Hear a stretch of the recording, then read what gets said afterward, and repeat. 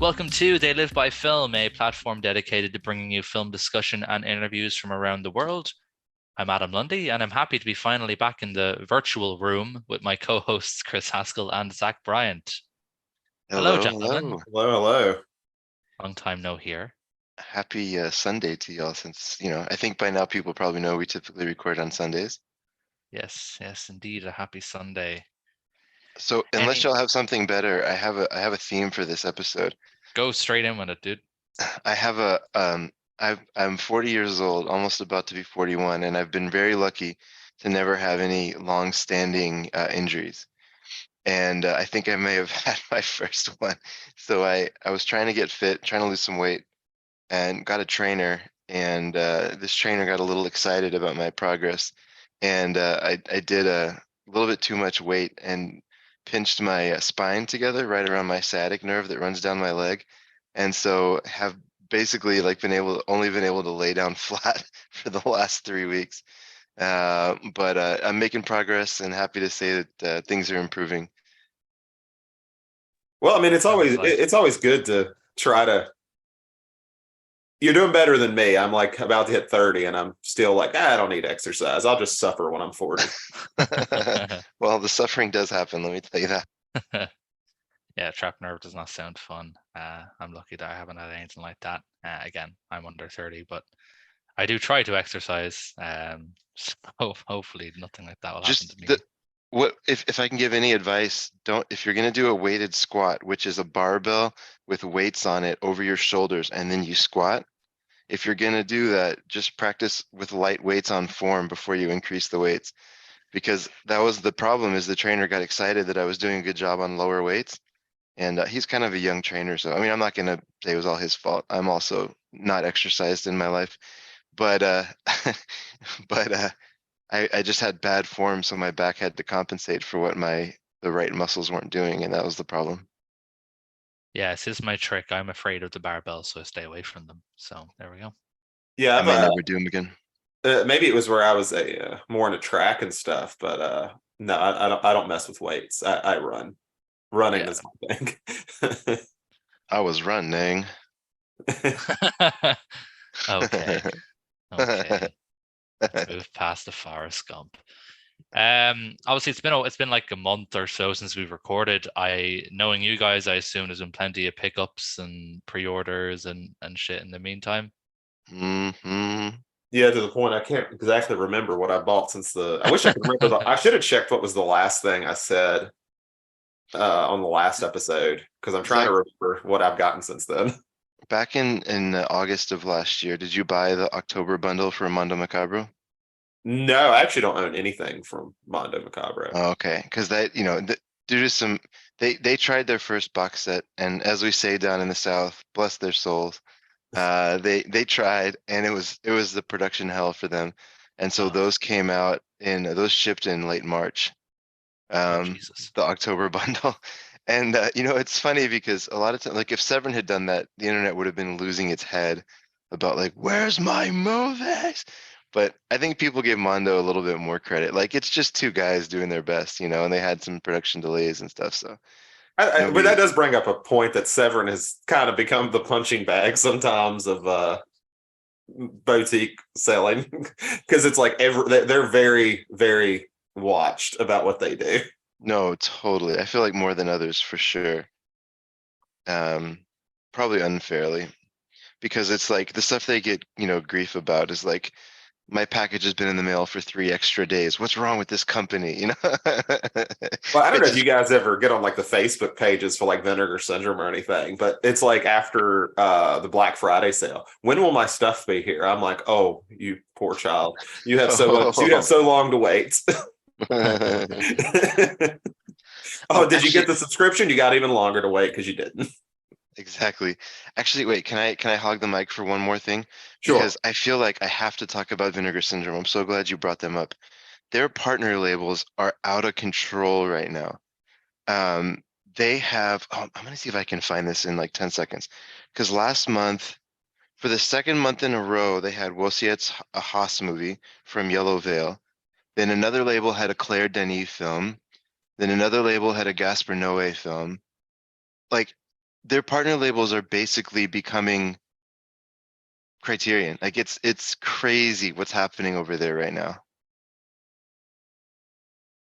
Yeah, and I Crazy. got something in the dirt, which was XYZ, Yeah. right? Yeah. So I mean, that was one I think we've talked about. I don't know if we talked about that. I feel like it's been since we recorded, but that one only had like 1,000 ones with the slip, and it sold out in I guess less than 24 hours or right at 24 hours. I know No, you didn't get a hold of it, did you, Chris? no, it was less than 10 hours because their sale goes live at noon Eastern every day and the first Mhm. of every month, I mean, right? Yeah. And I went in around 9 or 10 p.m. Eastern was the first time I was able to finally log in and like look at the titles for the month, and that one was already gone. Yeah, I got that at like 5 p.m. that day, if I remember correctly. Like I noticed it had already dropped to like 250, and I was like, okay, let me go ahead and just grab that real quick. Yeah. And then Altered Innocence had their best month because Irreversible Slip is already sold out. Yeah, I was debating on that one, but I was like, I'm trying to get into this habit of not obsessing over slips. Like there's some like Deaf Crocodile. At this point, I have every one of theirs on slip. I will just keep ordering them. And Yeah. then Blue Underground, I'm missing literally one slip from their 4K, which is Zombie, which is what everyone's missing. I swear they didn't make any. And people just keep gaslighting me, telling me that there is a zombie slip that does not exist. Uh-huh. But other than that, I've kind of just had to get past the slip covers because I was like, if I keep doing this, I'm gonna be broke just trying to get cardboard. So I have to like limit it. So when I say reversible, I was like, it's for the best. Now I never have. If I decide to get more Altered Innocence, I don't have to worry about the slip cover. Yeah, I yeah. don't have to stress about it anymore. Yeah. It's smart. It's smart. Adam, they just wait till they open up a Region B arm. I have a feeling. I mean, I'm not going to speak for Vinegar Syndrome, but I have a feeling it's coming. Uh, I I don't heard know, they're. man. All my money is tied up in Radiance Films right now. Oh, Everything. It's this like this podcast might as well just become They Live by Radiance Films because I talk about them like every single episode. But and then I have obviously, YouTube videos on them. yeah, pretty much. Um, like I've got their two releases that came out in April arrived since we last recorded, The Man on the Roof and The Sunday Woman. So I got those in. I just got notification that the May releases have shipped from them. So that's She Dies Tomorrow, Yakuza Graveyard, and The Bride Wore Black, which is the Truffaut film. That's Amazing. sort of semi-inspired Kill Bill. So I'm really looking forward to that one. And then obviously they've been knocking it out of the park with their other announcements since. They have two Robert Altman movies. Hmm. And One called The Iron. Messiah. No, Which one? no, go Sorry. ahead. Go ahead. No, go ahead. Sorry. Yeah, so two Robert Altman movies, The Iron Prefect. They have that comedy trio that includes that film we watched in the film club a while ago Yeah, that was really good. Il yeah. Sorpasso, Yeah. a really interesting sounding crime movie, A Moment of Romance, which really sort of is perfectly up your street, Chris, because it was described as having the action and violence reminiscent of Takashi Miike with the beauty of Wong Kar-wai. So that's like it sounds like it was a film that was like made for you. But yeah, Messiah of Evil. That's probably like the biggest kind of announcement since that special edition release that they're putting out in for Halloween. It seems it was just an instant pre-order. I ordered it straight away. It's like Yeah. 20 pounds for like this really beautiful hardcover box. Looks like there's going to be a ton of special features. I've heard of Messiah of Evil. I've heard of its reputation. I've never actually seen it. Zach, this seems like a kind of film you'd like. Don't know if you're I've familiar with seen it. Messiah of Evil. It's been a few years, but I've seen Messiah of Evil. Yeah. Any good? What's your thoughts? Do you remember if you liked it? Oh man, it's that's when I was going through like just a list of like all these horror movies that I had missed over the years that are like considered the best. And I'll be honest, it's kind of gotten a bit muddied. I remember liking That's it. fair. Yeah, but I can't remember a whole lot about it. Well, if you want a really nice copy of it, it's literally £20 on Radiance's website, and the box and the artwork looks incredible. So if you need an excuse to buy something that compared to when I've seen your prices for Region A releases and special editions, seems like a steal, especially compared to a certain Region B company who releases films and charges nearly $70 for them. Yeah, I guess we should talk about Second Sight, huh? Yeah, I don't know. I think I very much remember bringing this up when we talked about that announcement for the picnic at Hanging Rock and how surprised I was at the pricing. I don't understand the pricing. I don't know where they're getting there. It's crazy to me. Like, I went and I looked back through my sort of purchases to see how much I had paid for my Walkabout box set, which features all the same stuff. The only difference being that Walkabout isn't 4K because they just weren't releasing 4K at that time.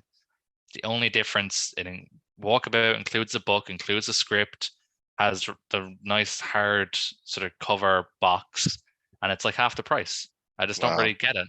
The only thing I can think of, and we kind of touched on this, I think, a bit of chat, was like, and you mentioned Dawn of the Dead was kind of a big start for them.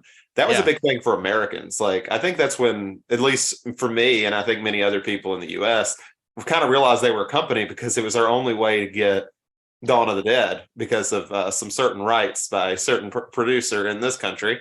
So I think that put eyes on them. But I think they also realized we pay a lot for boutique stuff. Like, I'm always like jealous of like Region B prices because I'm like, Criterion 4K is $50. You look at Vinegar Syndrome, if they do a nice hard box set like they did for Texas Chainsaw Massacre 2, it's nearly $45.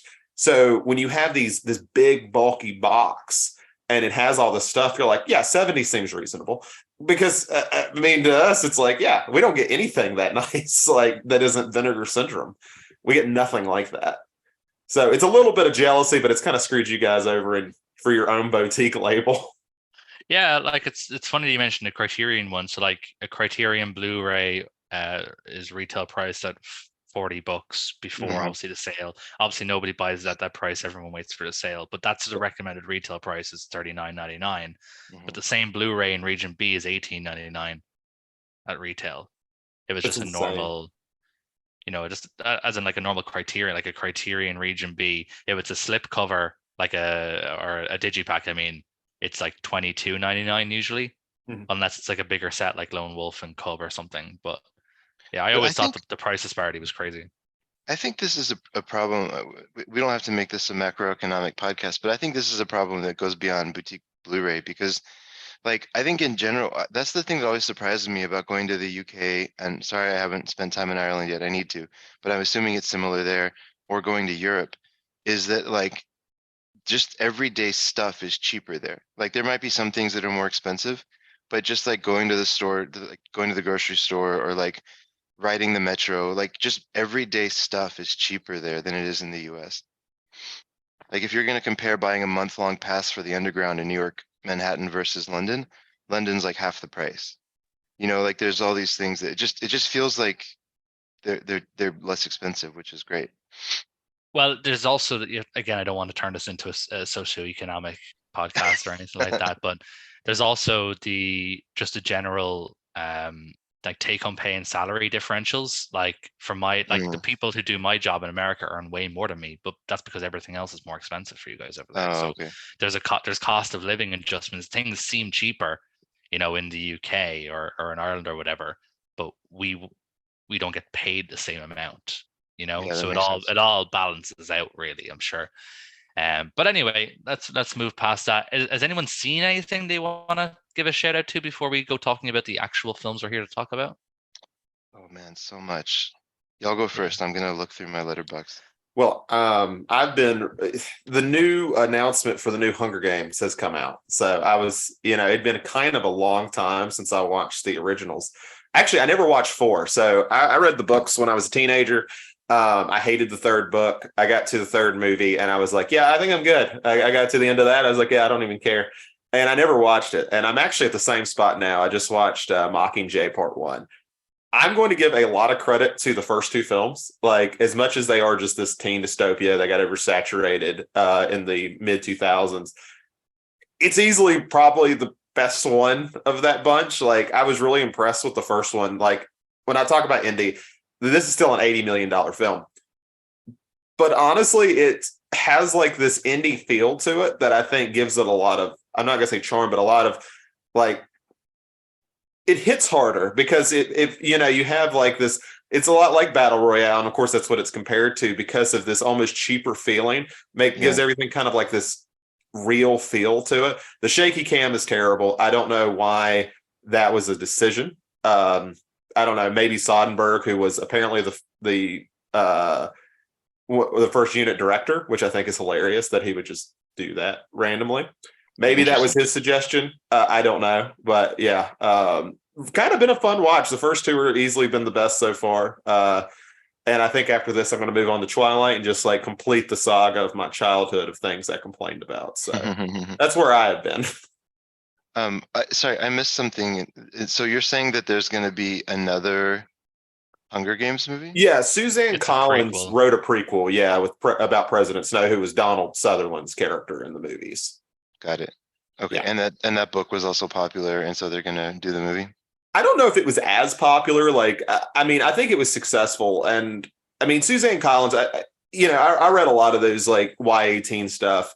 She was definitely one of the stronger writers, and it's kind of been surprising she hasn't done a whole lot more because I mean, even like glancing through some copies of a book, I'm like, she's at least a very competent writer, and I've heard her newest one is honestly one of the best of that series. I haven't read it myself. So I'm looking forward to it. I'm kind of curious. It'll be kind of interesting to see because Lionsgate opted to not move their date after the Marvels came out, which is kind of its own interesting thing. They're going to come out a week apart, and they feel like they have enough strength to sit there and, do okay in the box office, even though a Marvel movie's coming out right next to it. So it'll be interesting to see because I think I'm wondering if studios are feeling a little bit like there's a little blood in the water with how, low the box office take's been for a lot of these Marvel movies lately. So I think they might be willing to take the risk now to go against it head on head because that's a similar demographic. I would say that's very similar.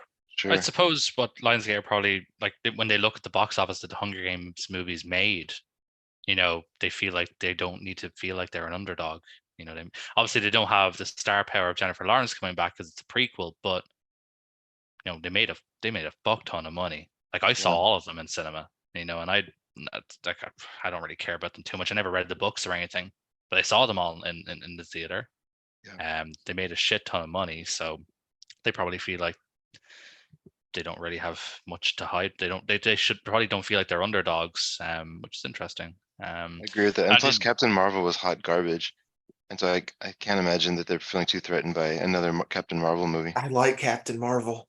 I mean, I don't hate it. I mean, I think it's fine. Like, I never got like the overwhelming hate for it. Yeah. I don't get the hate either, to be honest with you. It's just pretty standard Marvel movie, really. There's probably 10 of y'all. Probably, but I don't know. Maybe it's the '90s nostalgia in it. Like, it plays a Nirvana song. How much can I hate it? My problem is that I stan Brie Larson, so there we go. In terms of what I've been watching, obviously listeners will know that I watched all of Tarantino's filmography since we last spoke. Obviously, I had that Tarantino ranking episode. If you missed it for whatever reason, go back a few episodes if you want to hear me smack talk Death Proof. I have also started on Chris Nolan's filmography. My idea behind this really was that, and I kind of touched on this in the Tarantino episode as to why I was sort of doing why I watched all his films. It just kind of, I had this kind of moment of clarity when I realized that I was just smack talking a lot of like directors for films that are popular, but I haven't seen them in like 10 years. And I feel like I wasn't giving it like a fair judgment or a fair criticism when I smack talk them.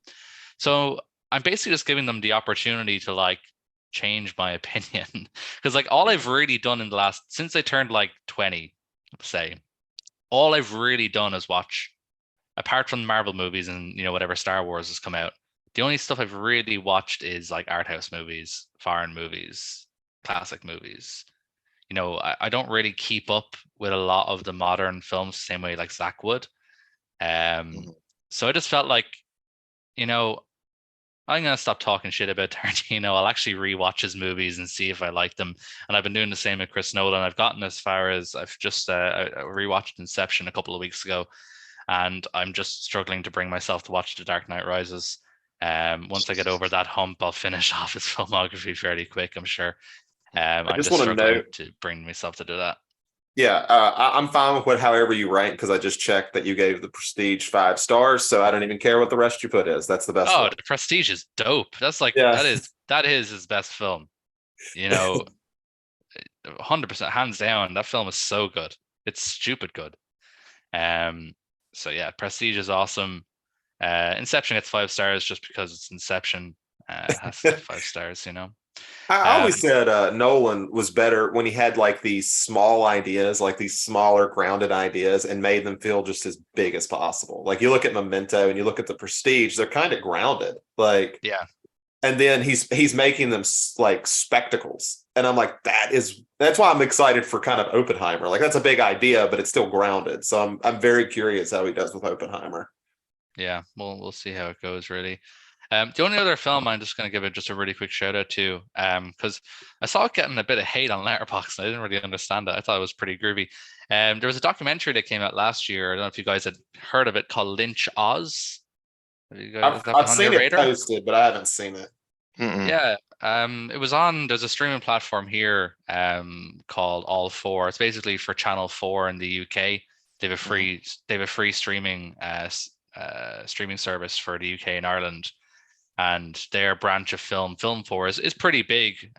They do a lot of funding for British independent film and stuff like that, and they had it on their streaming service, and I've been waiting a while to see it. It's literally just a documentary about how David Lynch is like infinitely influenced by The Wizard of Oz, and they basically have these like guests who each have their own segment where they just kind of talk about how they feel about The Wizard of Oz and David Lynch movies. And it has some pretty groovy sort of commentators. One of the segments is narrated by John Waters. Another segment is narrated by David Lowery. And I believe, I'm just double checking here because this will interest Zach. Yes, another segment was Justin Benson and Aaron Moorhead. Sweet. So they always talk about their influence of Lynch and how they feel his films connected to The Wizard of Oz. It's very visual. I don't know. Have you guys ever seen the documentary Room 237? Oh, one I about The have Shining? plenty of times. So Plenty of like, times. it's like this, but like the people talking are not paranoid schizophrenics. I don't know that I don't know that doesn't sell me as much as the paranoids. Like Room 237 is like the funniest documentary ever because it is just literally a bunch of like mentally ill people talking about how the government is after them because they know too much about The Shining. And I'm not exaggerating. One dude literally says he's going to get audited by the IRS because he knows too much about The Shining. Because Kubrick filmed the moon landing. Yeah, because of how it relates to the moon landing. Exactly. Crazy watch. Have you seen it, Chris? No, but you're making me really want to. You need to watch this movie. It's so good. It's amazing. But Lynch Oz is like that, except the people talking are not crazy people. Well, I don't know about John Waters. Maybe he's crazy, kind of crazy, but the people who are talking about it are actually experts in the field. So I do recommend that. I don't know if it's where it's streaming in the US, but if you're like me and you're in Ireland or the UK, it's on All Four, so you can stream it there for free. I did want to note, Adam, that I noticed you haven't seen it. He did 7852, which is the Hitchcock documentary about the shower scene in Psycho, which is fantastic. It's really good. I've never even heard of it. Yeah, I was looking him up. I'm like, oh, I've seen that one, but I haven't seen Lynch and Oz. But you would like 7852. Yeah, interesting. I'm just looking it up here. It doesn't look like it's streaming here, but I'm sure I can get my hands on it in one way or another. I'd never even heard of it, to be honest, but it sounds interesting from what I'm seeing here. I mean, I know you sent Hitchcock, so I was like, I do. Yeah, Hitchcock. He's done Hitchcock and Lynch. Obviously, you just need to keep following this director's documentaries. Yeah, I'm gonna reach out to him, see if he wants to come on the podcast. Oh, he also did one on Alien, I should say. Oh, he's just covering everything. And it looks like one on the oh no, okay, not that. The People versus George Lucas. That one didn't get high reviews. He did. Yeah. He did Dock of the Dead, which looks like it's about zombies. So yeah, this dude seems to know his stuff. Future friend of the podcast. Future friend of the podcast, hopefully, Alexandre O'Philippe. Looks like he's a Swiss guy. Interesting. Nice. He also did one on The Exorcist. Sorry. Wow, that's awesome. I'll go quickly. There's 3 I want to talk about, but I'll just like do a sentence or 2 on each. I was nervous how Crouching Tiger, Hidden Dragon would stand up. I will never doubt that movie again. Holy cow. Like just as far as visuals in the movie, um, it has to be the most beautiful wuxia film ever. Like I can't imagine it goes better than that. Some of the scenes in that film are just like vivid, implanted on my or imprinted on my brain now.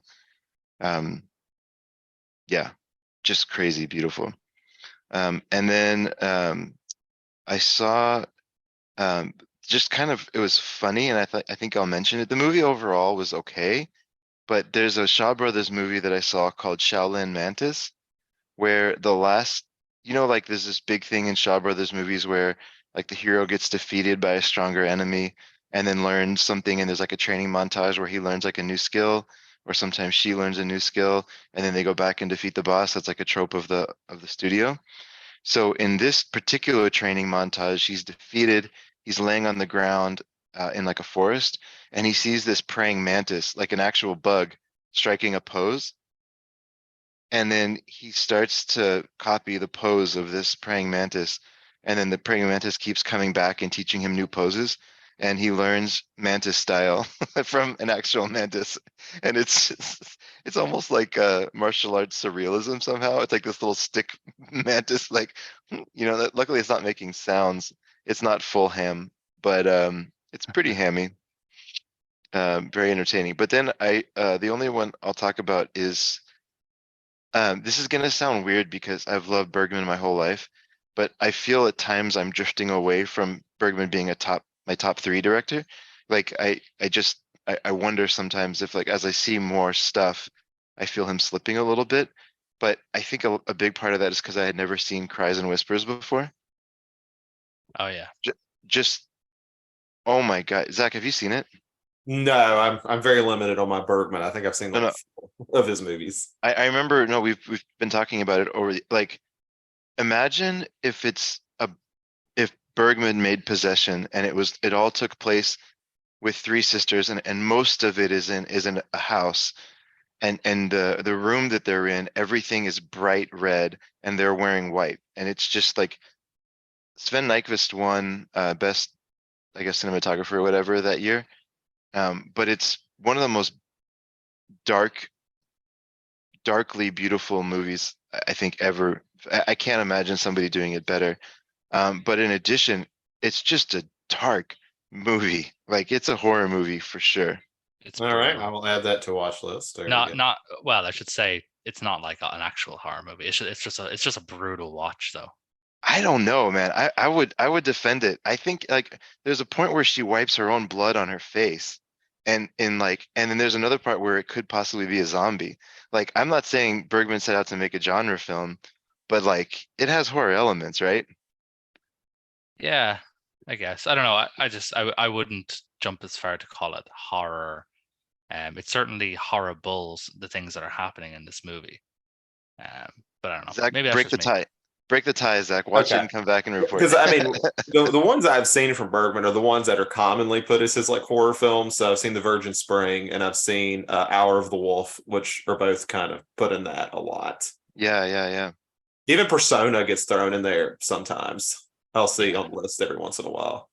it does. Yeah, Yeah. definitely has those elements, I think. But yeah, I'll check that one out. I haven't seen a Bergman film in a while. I've been slowly getting through his stuff. And there's one that I haven't watched it because I'm arachnophobic, and every time I go to like a Criterion sale, it sounds interesting, but it's it's something about glass. Through a Glass Oh, Darkly. That film oh, slaps. That's so Yeah, good. but that spider's really turning me off from watching it. I don't think there's actually a spider in the film though. Oh, okay. There's a. I'm not going to go into spoilers, but like there's like the spider is like a symbol, but yeah. that's kind of what I'll put it. I don't think there's actually a spider in the movie At least itself. not in the major way. No. No, yeah. It's not like it's like a Stephen King Arachnophobia remake or something. Okay. Yeah, it's the spider is like a symbol in like a very brief scene. But that movie's awesome. That's a really, really great film. Yeah, there's definitely a list. There's definitely ones I just don't have any interest in. Like the one that was a movie that was also a TV show. Oh, there's two Alexander. of those, Fanny and Alexander, and then Yeah. also Scenes of a Marriage. I haven't seen Neither Fanny one and of those Alexander. really interests me. Maybe they are great. I just like I look at the synopsis, I'm like this doesn't seem like something I would like. The Adam, who's the guy that played the young Darth Vader's cousin in the new Star Wars movies? Adam something? Adam Driver. Driver. He was in one with Scarlett Johansson that was like kind of loosely based off Oh, of I've seen Marriage Marriage Story. Story. I've seen Marriage it. Story. I have But my own feelings. I joke about it because here's the joke I always go with. Have either of you guys ever seen the movie Neighbors? I think ooh, so. Is that It's the Zac Zac Efron. movie. Efron? It's Yeah. called Bad Neighbors here for some reason. Oh, okay. Okay. So that movie, I'll get to where that comes in a second, but just for perspective, my parents are married and they're still married. My girlfriend, her parents are divorced. She bawled her eyes out watching that movie. And I didn't. And there's a scene in Neighbors where the whole like thing is where they're trying to get the neighbors to essentially divorce. And one of them, the other Franco, the non-shitty Franco, was like, this is my parents are divorced. This is really messing with me. Maybe we're bad people. And Zac Efron looked, my parents are happily married, and I think this is hilarious. Wow. And that's what I tell her every time we talk about Marriage Story. Fuck's sake. Jeez Louise. Anything else to touch on before we go into the world of Renoir? Oh man, there's so much, but no, I'm good for now. There's so Yeah, much that in the I'm last ready month. for some French stuff. Yeah, well, Chris, why don't you remind our listeners what the theme is of this episode, seeing it's been so long? Yeah. So, the story goes all the way back to French Renaissance painting, and there's a gentleman who came up through the ranks. I don't know if he was an aristocrat before he became a famous painter, but now Renoir's paintings are taught in film school, and it's his paintings are the ones that when people travel to France and travel around the world, is one of the most sought after artists in the world. He had a son who became a director in French Hollywood. I'm sure that's not what they call it. A director of French cinema. And it created a very kind of incestuous bubble where his family was production managers and art designers, and they helped with everything. But Jean Renoir got the credit for these movies.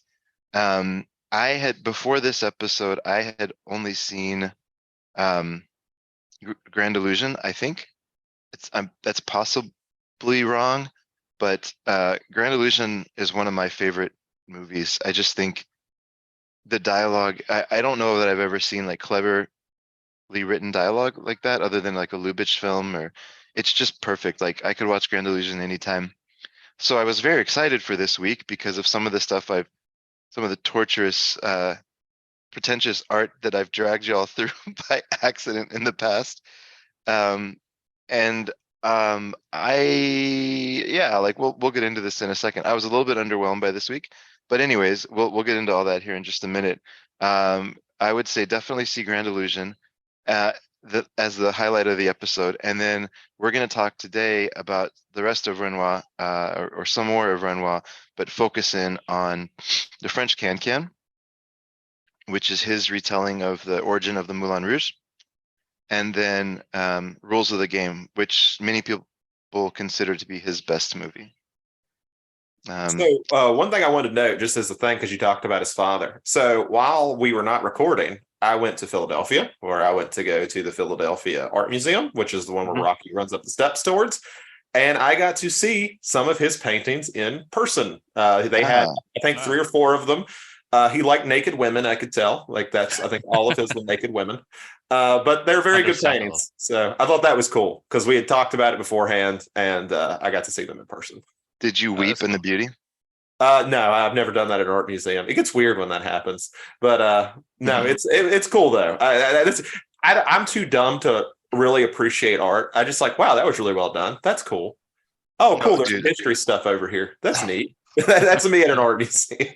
Oh, dude, no, I'm the same way, man. We'd never book more than 2 hours for an art museum. Like even when we went into the Louvre, which basically like it's so big. I think you could take a week basically and just go like floor by floor and weep at like the beauty of the stone creation over here, or like this other art piece over here. Like we didn't even get an audiobook. We were like, okay, great, saw it. Yep, great, beautiful, awesome. Like it's about as much as I can take. Yeah, I mean, we were at the Philadelphia one for I think 5 hours. Like it doesn't even like it is huge and it's Okay. so spacious too. So by the time I was like, I'm good. I don't want to see paintings for like another year. Like, but I did think it was cool to see Renoir while I was there, knowing we were going to do it, and I was like, oh, doesn't his father do like or who does the director of photography for some of his stuff? Was it his father? I think it was his No. cousin or Yeah. something. Cousin, Claude okay. Renoir. Okay. Yeah. And then Alain Renoir was, I mean, like the legacies continued on, right? Because Alain Renoir was making movies as well, right? His son. I have no idea. Maybe. Anyways, I would guess yes. but anyways, before we get too far off, yes. So that's what I did. We've now seen a lot of between Renoir and then why can't I think of the other guy? I keep thinking of Dreyer, but it's not Dreyer. Um, who's the other guy we did that y'all were really mad at me for? I don't Uh, know what. Cocteau. Cocktail, Oh yeah, Cocktail. Jesus, Sean Cox. Yeah, I think Yeah, if yeah. I'd seen that at the art museum, any of his stuff, I would have burned it to the ground. Good. Good. Like the guy that just ate a banana recently in Korea. Yes, I did see that. Yes. Um, but I'm sorry, Alain Renoir is a writer, not a director. But anyways, yeah, I think we've seen a lot of the foundational French filmmakers now. So the only other one I might put us through is Buñuel, if some of his early stuff. But I think we've covered early France now. So far, the only one I've liked is the one who did Without a Face. George Franju. I Yeah. like that one. Eyes Without a Face. And Melville. I liked Melville. Those are the two I've liked. Melville's always good.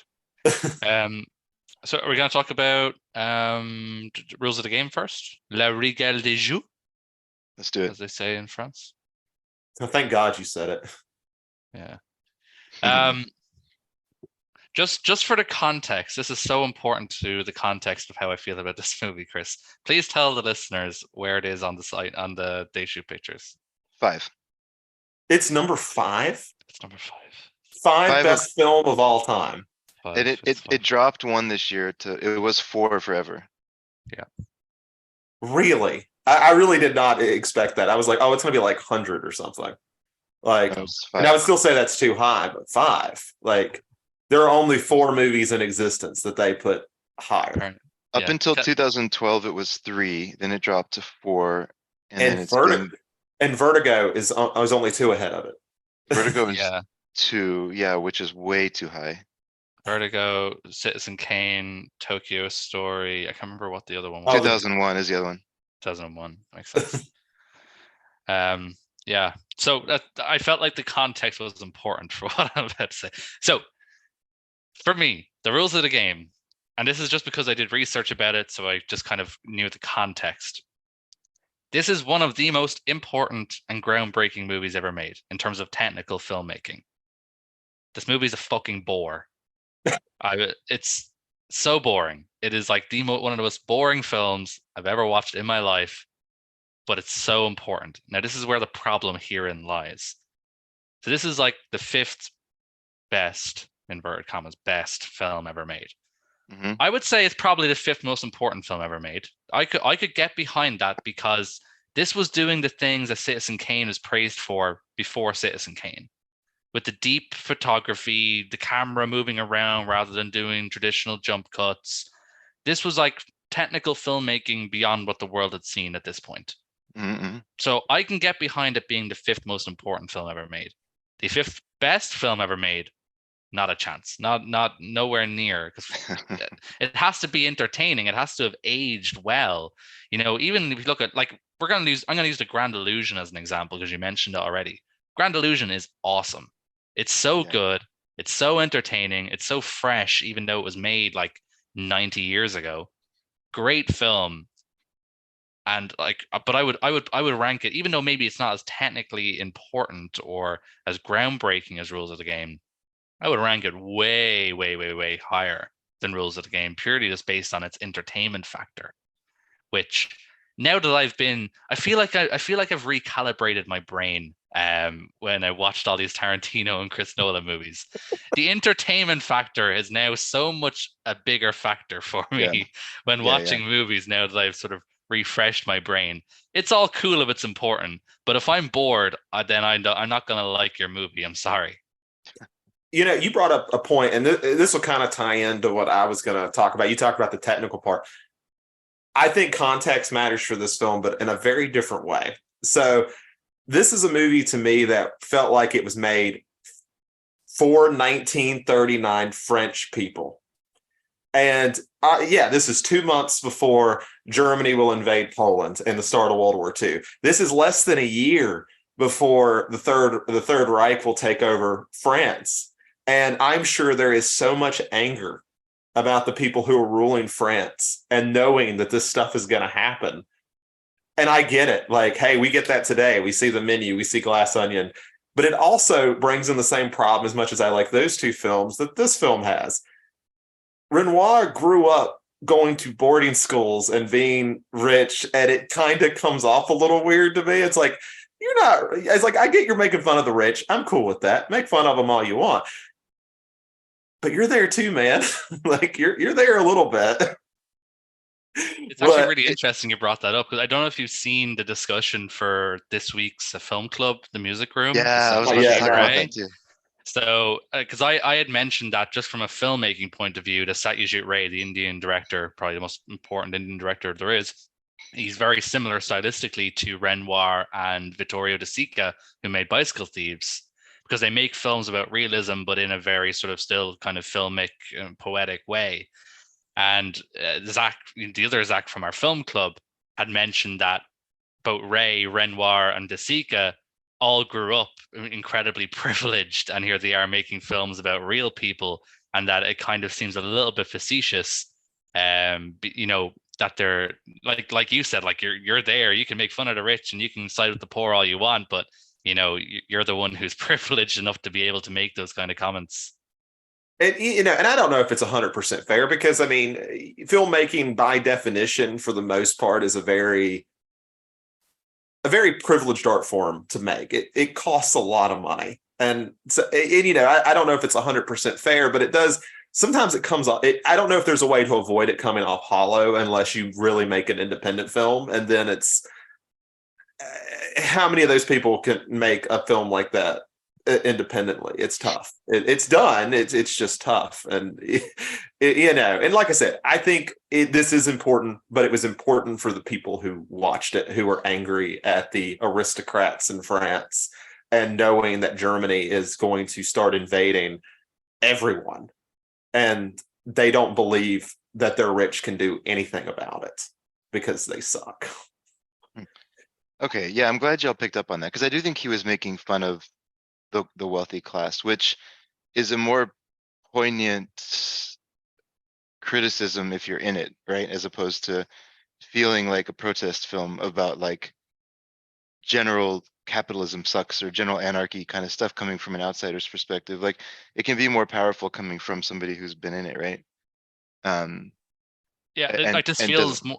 This feels less like Eat the Rich and more like, oh, the rich, aren't they silly sausages? They have all these weird problems.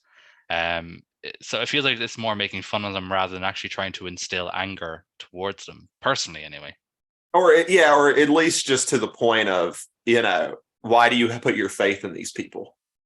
Yeah. Like, what are they going to do for you? Because they can't even. I mean, you think about the problems that they're having in this film, and that's one of the issues I had with the film. I got to about the 31-minute mark. I think it was like 31, 34 minutes before I was like, okay, it's starting to get a little interesting because they're all at the house. And then I sat there and thought, what the hell happened in the first 30 minutes of this movie? Like, I don't even remember. Like, I know and I didn't care. But I started liking it a little bit more after the 30-some minute mark, but it took up until then. Okay, so I want to defend it. I liked it way more than y'all did, but I want to agree on one point. There's, in 10 years when the next Sight and Sound poll comes out,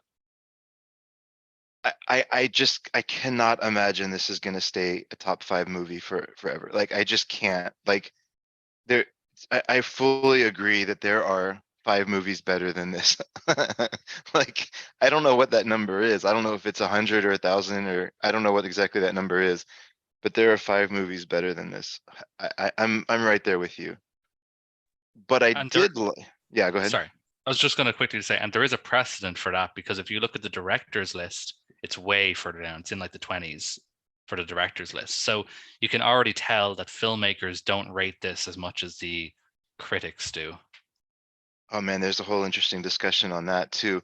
This is what not to self promote our own episodes here on our podcast, but this is my favorite thing about the conversation we just had with Will Dotson. You know, the one that came out last week, because he breaks down what he sees as a problem, because he teaches film and media studies, right, to young kids coming up that are non-film majors. That's sort of where he focuses, and so it's a different audience than film majors. And so he's trying to, he doesn't want to necessarily just show them the same 10 people and say like, okay, now you're good at film knowledge or film history because you've seen a Kurosawa movie or a Fellini movie, but he wants to show them, like, in his case, it's Jim Wynorski and Frank Henenlotter. You know, he wants to expand what he calls expand the canon. But I think that's happening. And I don't know why critics are so slow to catch up. And Like, I mean, I there's don't, some I read Ebert's, out of curiosity. I read Roger Ebert's review of this film because he talked about, you know, I think there was like this importance for them because for a long time they couldn't have this film. Like, it wasn't until the 50s, like 10, 15 years after this, that they could even see a decent print of this film. And then it wasn't until the Criterion Laserdisc where they got the new cut where Renoir, the one Renoir said was great for in like the 50s or 60s or whenever it was. And, you know, honestly, read the review because he talks about the importance of like Criterion, and like it's honestly more of a Criterion Laserdisc review than it is a review of the movie. But I think a lot of critics, or just like anybody else, when you feel like you can't have something, you almost like rate it so high because it almost felt like, so it just felt like it's something you wanted. And now that it's here, you want it to live up to that expectation. I'm sure for many it did, but I also think that kind of sticks around too, like psychologically, because I'm like that too when you get something that you couldn't have before. Yeah, I think that's true. And I think that could even be why Vertigo was so high, right? Not that it was lost, but it was hated for so long. And then it kind of was like this exciting groundswell of like rediscovering it together, and like this group thing kind of like, wow, this film is actually amazing. It's also because it's amazing. Yeah, that's it. Anyways, yeah, but I like, here's what I liked about the film, and I'll, you know, whatever, right? I'm not, obviously everybody knows now we're not trying to convince each other, but here's an argument for the movie. I think it is as the same Zach you mentioned earlier talked about, is the first Altman film, and that really resonated with me. Because what I was thinking is like, you know, this is a movie that does characters talking over and sort of social chaos, and a critique of a particular social class very intelligently, and I think it's you know, there's so it's almost, or maybe it's fully a slapstick, but it's, you know, it's very extreme in the way that it shows their relationships with each other, right?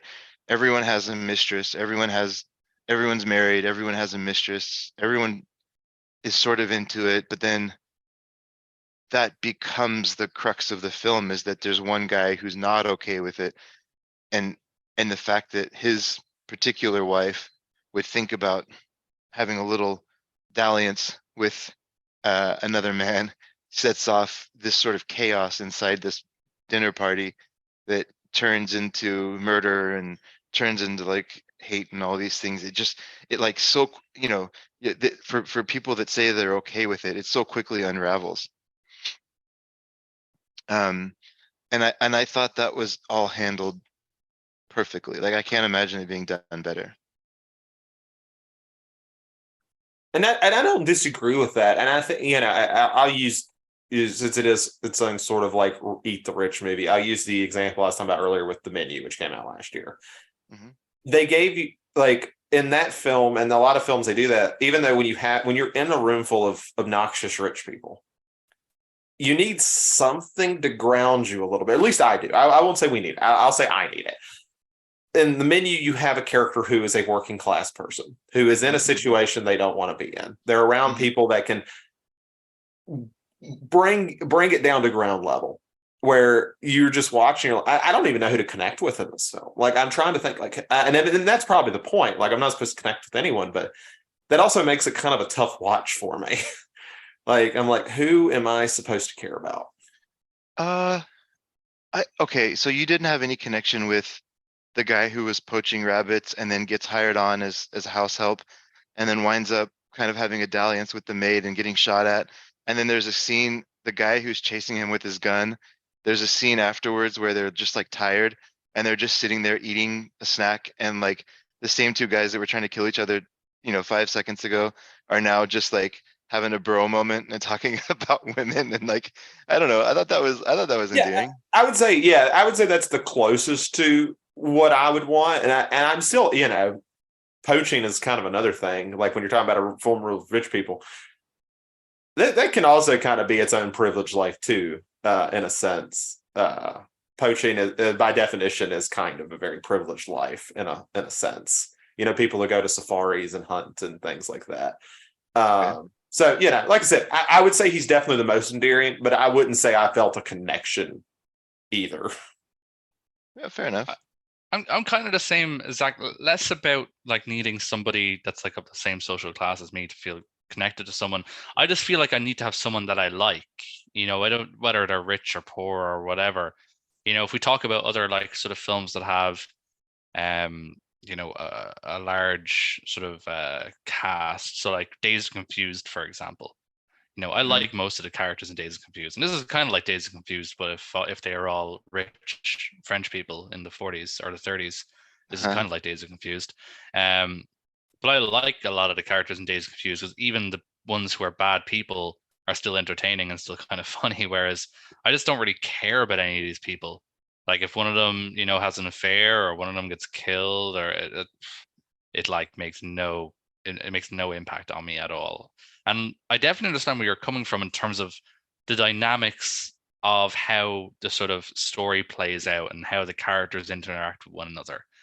And this goes back to what I was saying earlier. Very, very important, groundbreaking movie. The things that it does in this film were just never done before. How these characters even like talk over one another, like a Cassavetes film sometimes.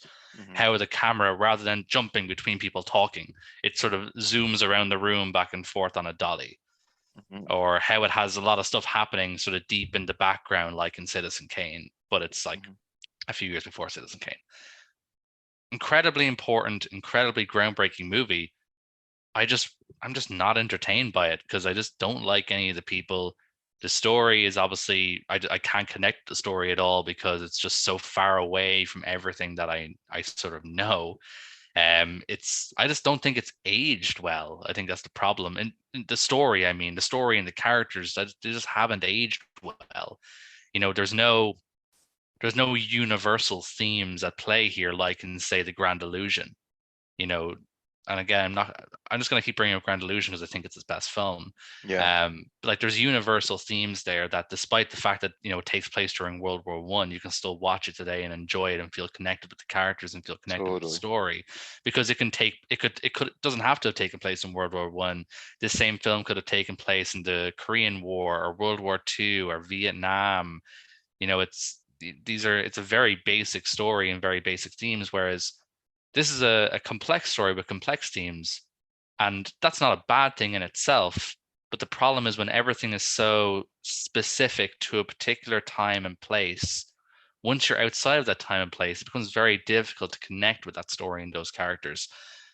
Like I said, this film is technically brilliant. I think like when I was watching it and sort of remembering in my head that this was like the first time anybody was really doing this all in one, very impressed. I was very impressed with the technical aspects of this movie.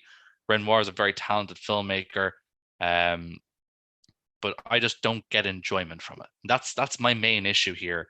when I sort of look at the bottom line, I think like I've watched this film 3 times now. I first saw it like 7 years ago on DVD, and I didn't remember really caring that much about it. I watched it over a month ago when we originally were supposed to record this episode, and I didn't like it at all, and it's where all these thoughts kind of stemming from. And I said to myself, I'm not going to come in here with month-old thoughts. I'm going to rewatch it, and I rewatched it the other day, and I just don't get it. I just don't get why it's so high on these lists. Well, I do kind of get it because, critics are, it's all a circle jerk, really, isn't it? Nobody wants to be the one not praising the film. So everybody's just going to start praising the film, and it's going to go on like that forever until somebody says, hey, wait a minute. The rules of the game, yeah, it's technically a great film, very important, but is it really that good? I don't know. And then takes it off their list, and then it will eventually, everyone will just follow suit, and everyone will find the next circle jerk film to fawn over. And this is going to sound like more of an insult than it is, but it kind of, what you're kind of talking about is like what we talk about with Birth of a Nation, right? Like 100%. Yeah, absolutely. like not saying it's nearly as racist as Birth of a Nation or anything, but like that's for years. D.W. Griffiths was put up high because of what he was able to accomplish and what he did so early in film, and now we can look at it and say, yeah, all that was great, and we're glad you did it, but could have been better movies, man. Yeah, honestly, it's so crazy you said that, because I was thinking this in my head earlier that I was going to make this point, and I was going to sum it up by saying, like with Birth of the Nation, important does not always equal great. They're two separate entities. Something can be important and not great. Just the same way something can be great but not all that important to the grand scheme of filmmaking. I can think of plenty of great films that are not all that important, but they're still great to watch. So those things are they can be mutually exclusive to one another. And this is an example of it for me. Yeah, and I agree with that, but I do want to, because this is Chris's pick, and I feel like he's responded a lot to kind of our negative points. Chris, I want you to just uninterrupted talk about what you like, not a response to necessarily us, because I feel like you've had to do that the whole time. What captures you with this film? Oh, well, one point I want to clear up. I don't pick these from the perspective of, hey, here's films I love, y'all please watch these. I typically pick films I haven't seen and I'm curious to see, and I use this as an excuse to see them. So no, I don't. We're gonna see films that I hate from my picks. So no pressure there. Just to make sure that's clear. I just happen to like this one. Okay. Well, I think I said most of what I wanted to say. I mean, I think this is a wonderful. Okay, so the first time I saw my introduction to this style of filmmaking was through Gosford Park. I remember seeing that in theaters, and it was this period piece. I don't typically like period pieces when I was 20 years old or whatever, 21, but I was never bored. Like I just sat there watching this movie, and I was like, wow, who? And then that's how I discovered Robert Altman, and then I discovered some more of his movies. And I think we certainly came to love Cassavetes. You mentioned him as far as characters talking over each other and stuff, but I think for me, it's, first of all, I don't think it's boring. I think the first half of the film or something is maybe a little dry. But I think this film is way more engaging than something like The Music Room, which we just saw, which I had a similar reaction to what I think y'all are saying, or at least Adam, what you're saying. I get why it's an important movie, and I'll champion it as far as being a good movie, but I didn't necessarily love sitting through it. And so that to me was a little harder to get through. This to me was very engaging. I think the characters are funny. Like I think what he was trying to do for me really hit, as far as making fun of the insanity of this. I think we have now shows like what's it called? Like Orange County. What's the one we're talking about? Like Housewives. Okay. All the housewife shows, the Real Housewives and Real Housewives of Orange County, and like all these spin-off shows. Like I think that's probably a cultural equivalent to this, as far as like, look how crazy rich people are. You know what? I don't hate that reading. I really don't. Can we just take a moment to pause to when Chris compared A Jean Renoir film considered the best film of all time by critics to The Real Housewives of Orange County. But you know what? I kind of appreciate it now. I should have went in with that mentality. I think I would have.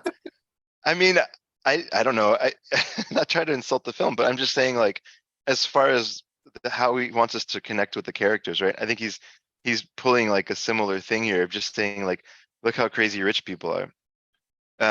And we're drawn to that, right? Like the freaking Kardashian shows. I've never seen any of them, to be honest, but my understanding is it's just them like walking around the house being like, I'm gonna go get a lip job, and then they're gonna be like, oh my God, you're already so beautiful. And then but like Pretty people much, watch yeah. that That's it.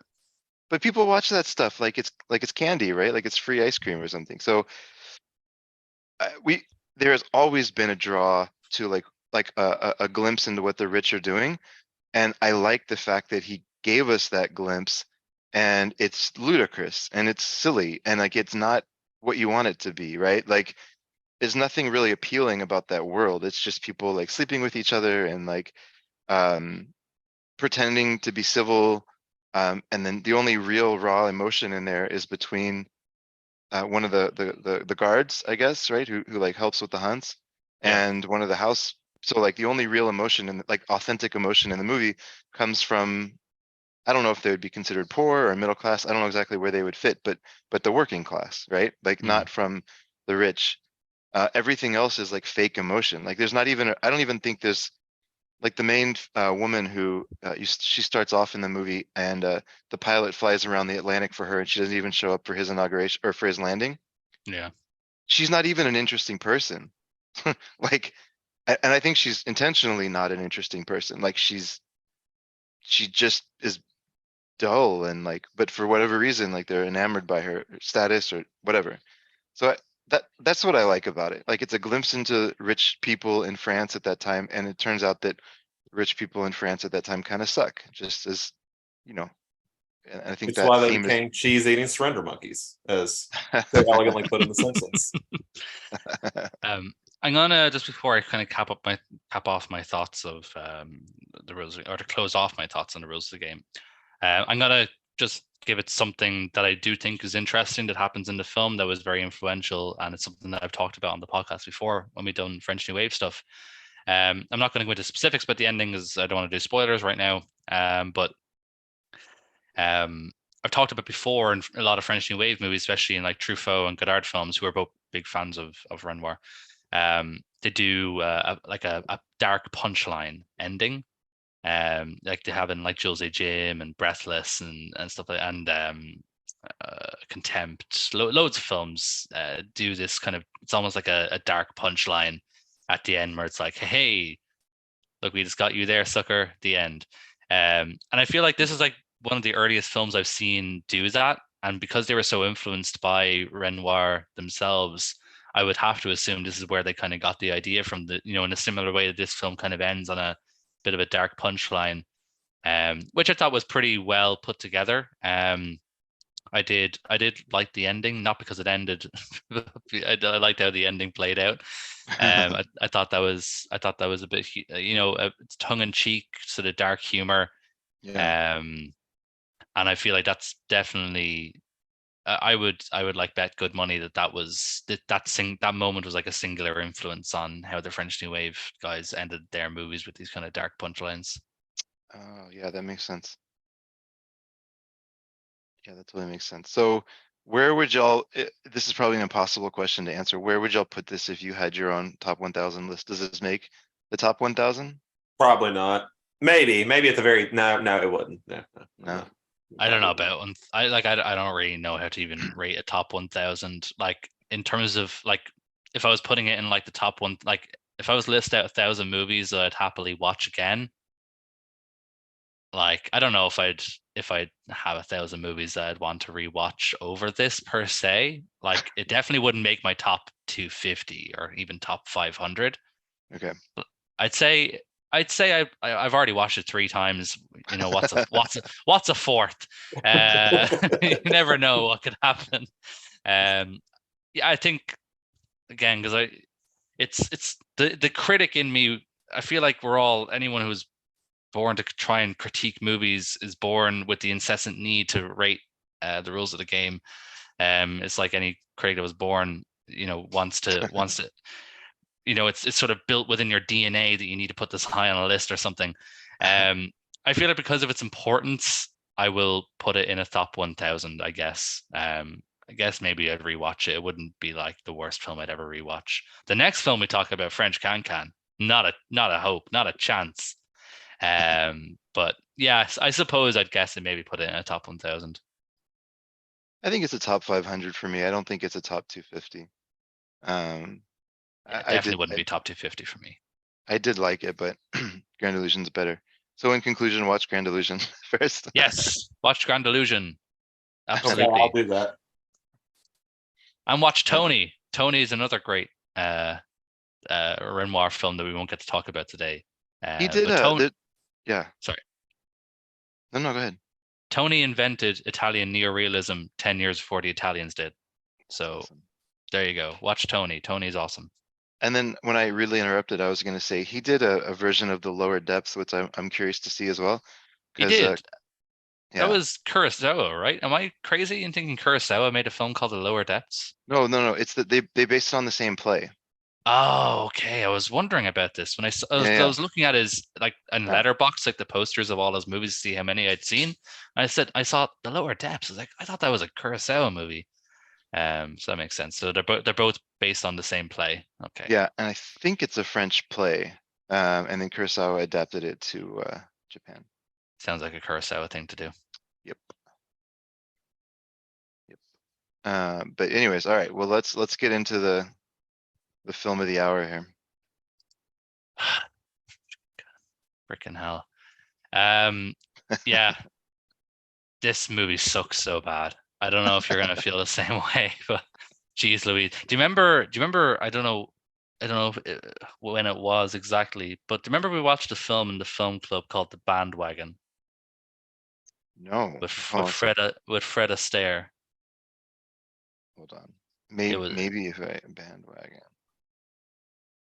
Musical. Okay. Oh, Vicente Minnelli. Oh. Kind of. I felt like I was going through that like all over again. Jesus Louise, this is a bad movie. And I'm gonna start with some positives. Film looks great. Really, really beautiful colors, set design, costume design, really, really good. Everything else is terrible. Boring, super old-fashioned just storytelling. Like I felt like this was like 10 years old. Like when I was surprised this came out in 1955. The fact that this film came out the same year that The Night of the Hunter came out, and the fact that it came out like only 3 years before something super modern like Elevator to the Gallows is just mind-boggling to me. I have no idea how a film like this could get made in 1955. It's just insane.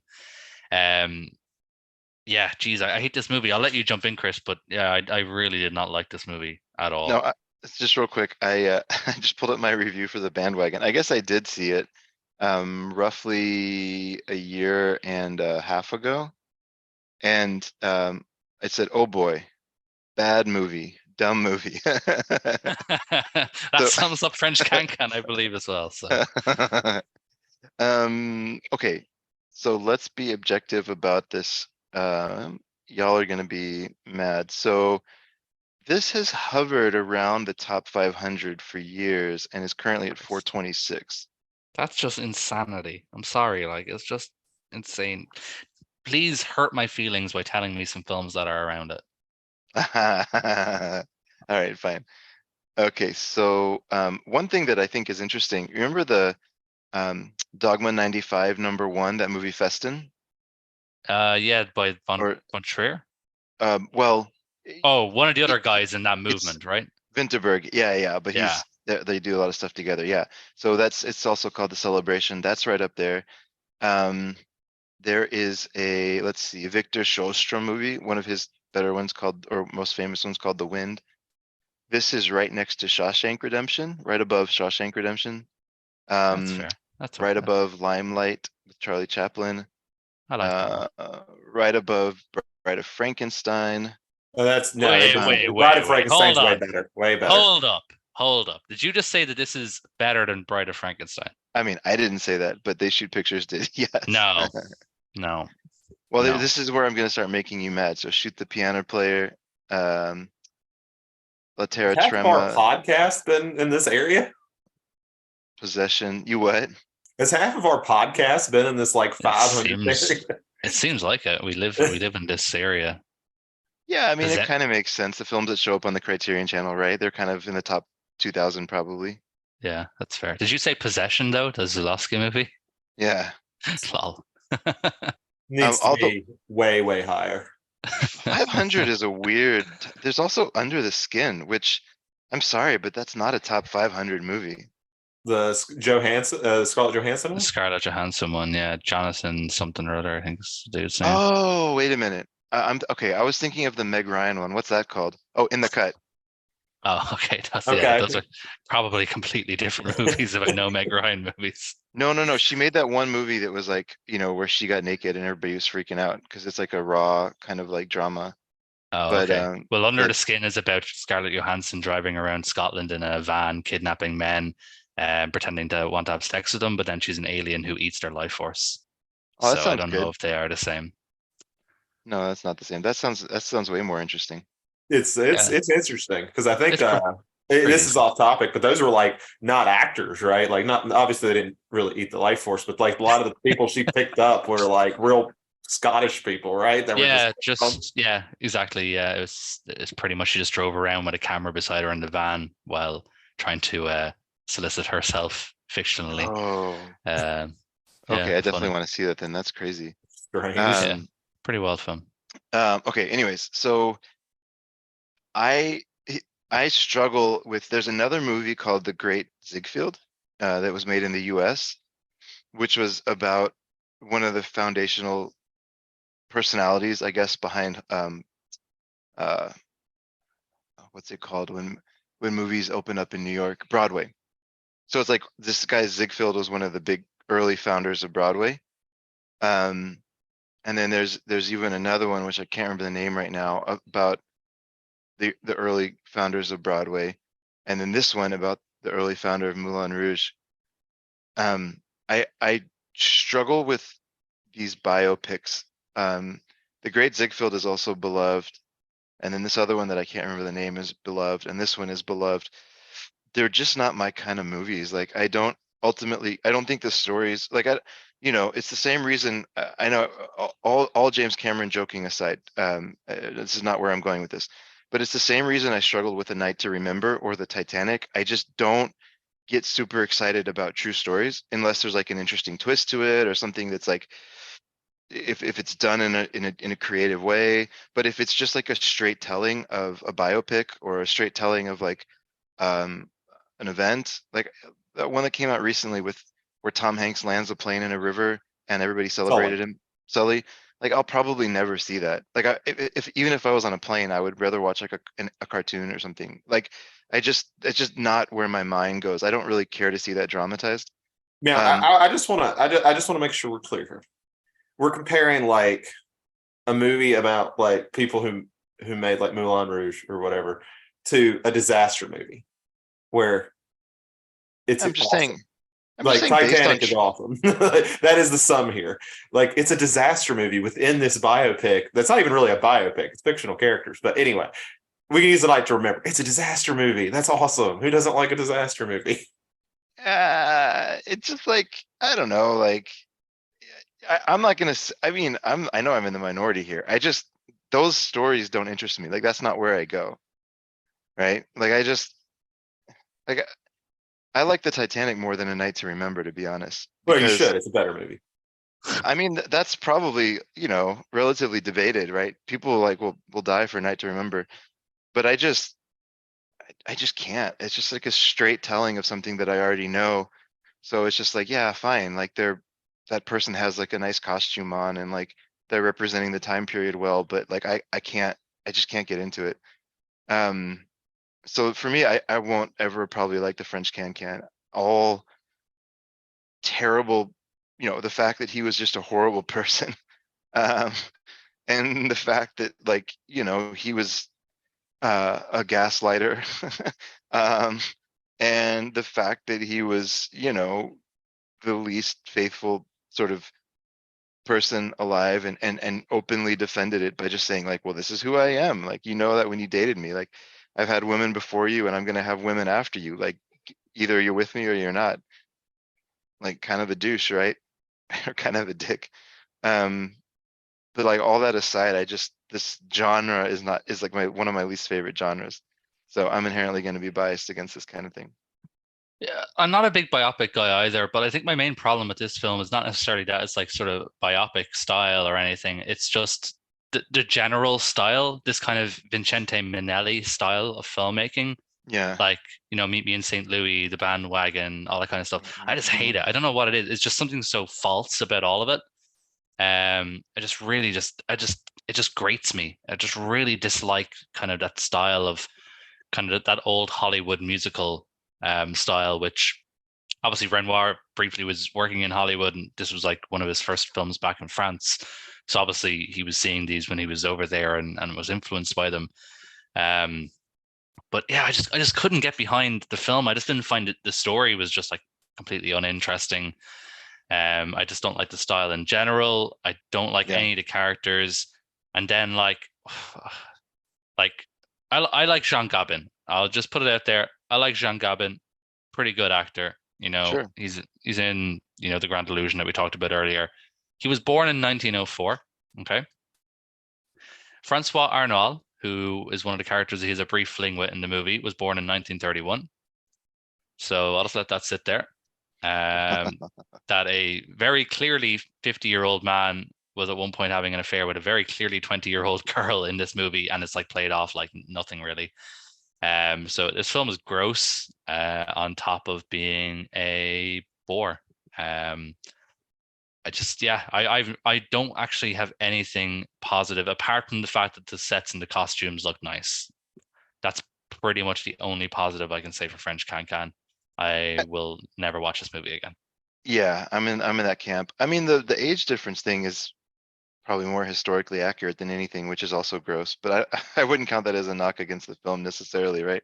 That I'm sure that, like, it was more of like a power dynamic almost, right? Like, that was the only way that these young women could get ahead and kind of get into Hey, some look, you know, some it's yeah. and look, I'm, you know, I'm not going to try and be a hypocrite about this. This is a problem with a lot of Hollywood movies as well. You know, if you look at, you know, like High Noon with Grace Kelly and what's the dude in High Noon? What's he called? Gary Cooper and Grace Oh Kelly. yeah. There's like 30 years between them. You look All at the like Bond movies. all the Bond movie, any Hitchcock movie that has Jimmy Yeah. Stewart or Cary Grant in it. Um, you know, what's the other? There's another one. Charade with Audrey Hepburn and Cary Grant. That's a great example.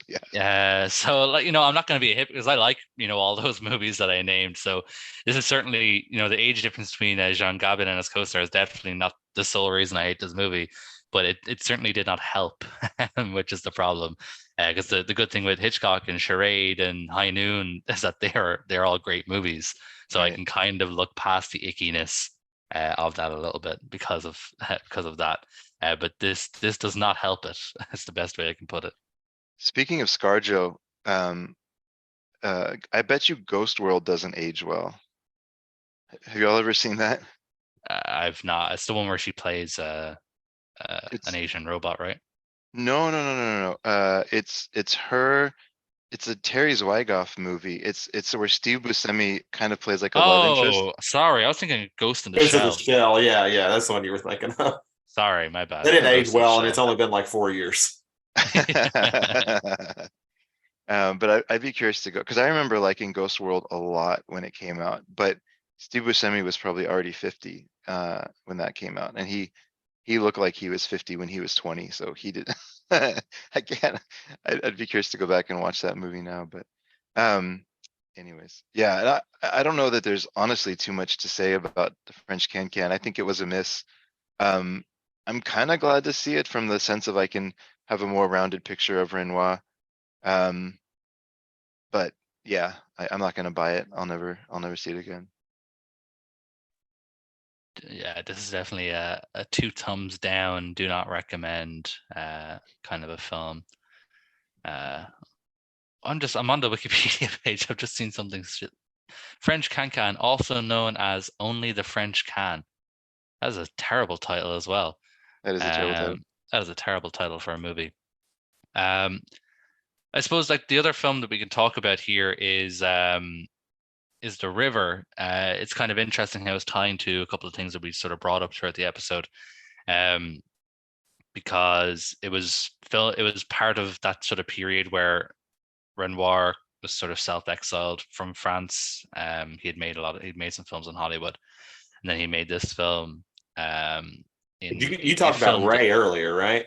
Exactly. Yeah. He filmed it in India, and one of his production sort of crew was Satyajit Ray.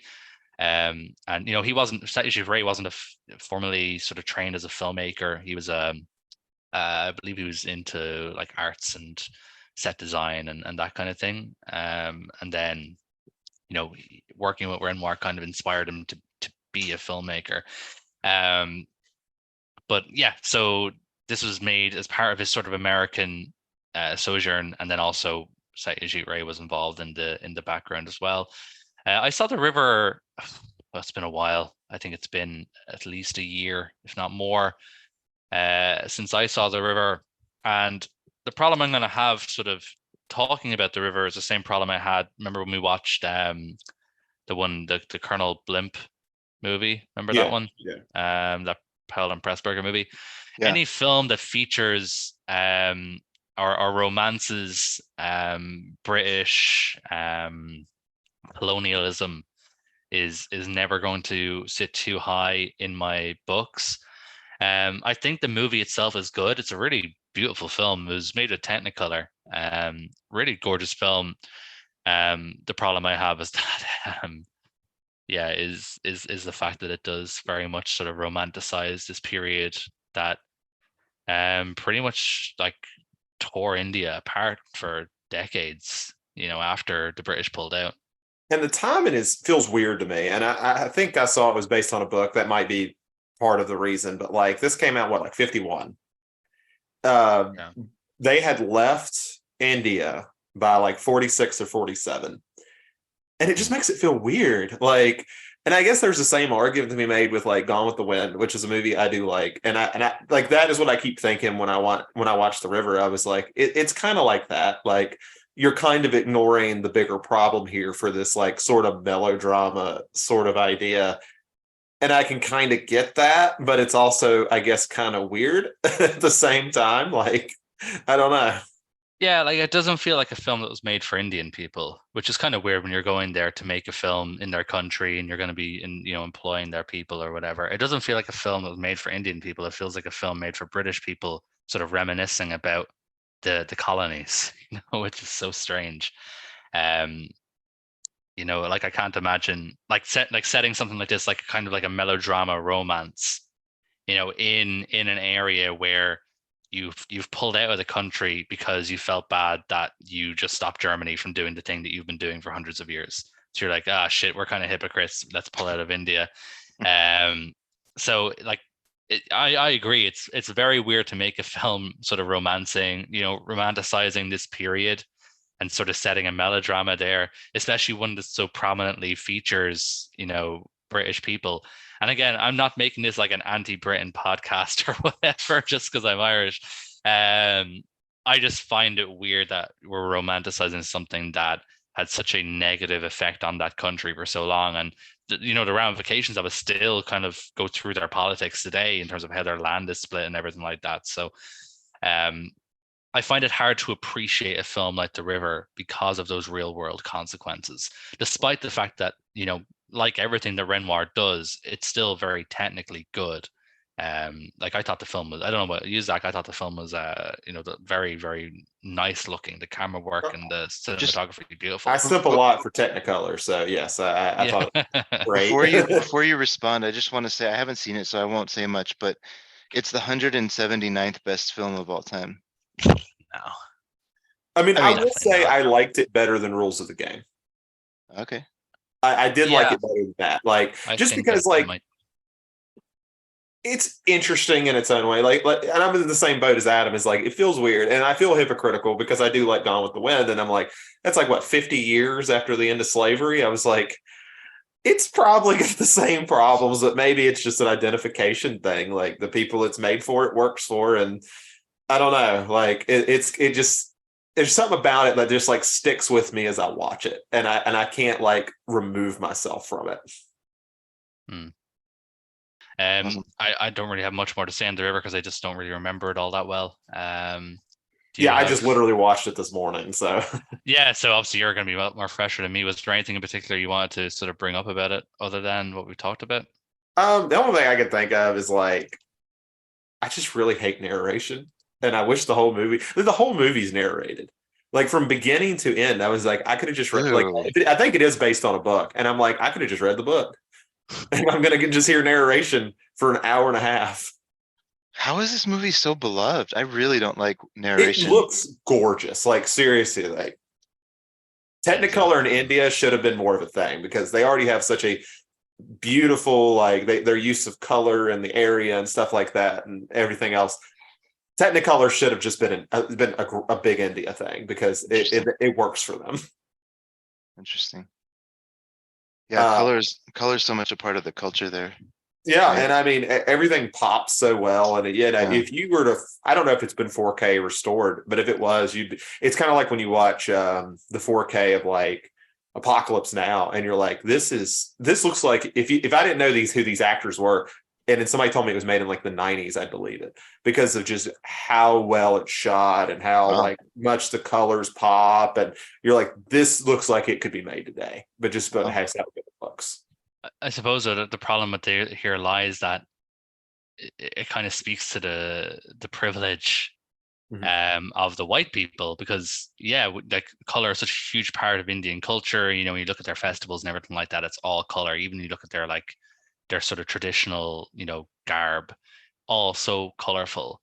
And it took a white man to come and pay for the big bold Technicolor to actually have it shown because Indian filmmakers couldn't afford it. Indian films are going to continue to be made in black and white until Bollywood kind of took off in like the 70s and the 80s.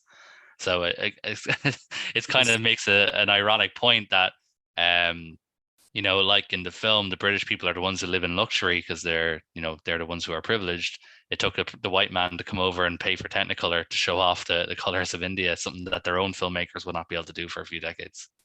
And I just want to know anyone who's like, the river sounds interesting, just watch RRR. It's phenomenal. Okay. Yeah. I've heard it's very good. Watch RRR. I have heard it's very good.